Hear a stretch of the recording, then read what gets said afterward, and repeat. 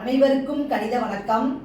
இப்போ பார்க்க போகிறது 6ஆம் வகுப்புக்குரிய கணக்கு முதல் பருவம். எண்களின் மதிப்பீடு முழுமை ஆக்குதல்.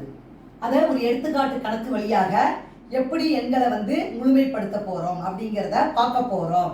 இப்போ பாருங்க, 8436 100களுக்கு முழுமைப்படுத்துக அப்படின்னு சொல்லி கணக்கு கொடுக்கப்பட்டிருக்கு.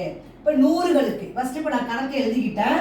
இப்போ 100 அப்படிங்கிற இடத்துல என்ன நம்பர் இருக்கு பாருங்க, இடமதிப்பு என்ன 1 10 100ங்கிற இடமதிப்புல 4ங்கிற ஒரு நம்பர் இருக்கு. முதல் ஸ்டெப்பு. அடுத்த ஸ்டெப் நம்ம என்ன செய்ய போறோம், இந்த 4க்கு வலது பக்கம் இருக்கிற அடுத்த நம்பரை பார்க்கிறோம். அடுத்த நம்பரு 5க்கு சமமாகவோ அல்லது 5ஐ விட அதிகமாக இருந்தால், அதுதான் இங்க எழுதியிருக்கேன். 5க்கு சமமாக அல்லது அதிகமாகவோ இருந்தால் என்ன செய்யணும், இந்த நம்பரோட ஒன்றை கூட்டி போடணும். அதே சமயம் 5க்கு குறைவாக இருந்தால் அந்த எண்ணை நம்ம மாற்ற தேவையில்லை. அப்ப அடுத்த ஸ்டெப்பை நம்ம ஆன்சர் எடுத்து எழுத போறோம். என்ன செய்ய போறோம்னு பாருங்க. 8 4 இருக்கு, 100களுக்கு முழுமைப்படுத்துகன்னு சொல்லி கணக்கு கொடுக்கப்பட்டிருக்கு. இந்த நம்பர் 5க்கு குறைவாக இருக்கிறதுனால அடுத்த நம்பர் என்ன 3. இது 5க்கு குறைவாக இருக்கிறது. 5க்கு குறைவாக இருக்கு.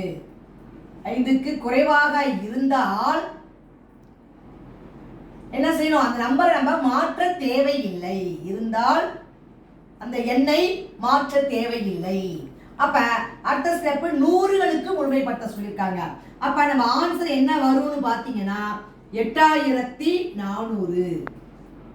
இதான் 8436 100களுக்கு முழுமைப்படுத்தினால், 100களுக்கு முழுமைப்படுத்தினால் கிடைக்கக்கூடிய விடை என்னது, ஆன்சரு 8400. முழுமைப்படுத்தினால்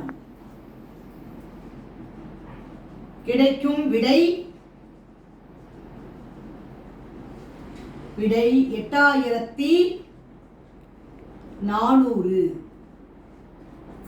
அப்ப இதே மாதிரி தான் நம்ம என்ன பண்றோம், முழுமைப்படுத்துதல்.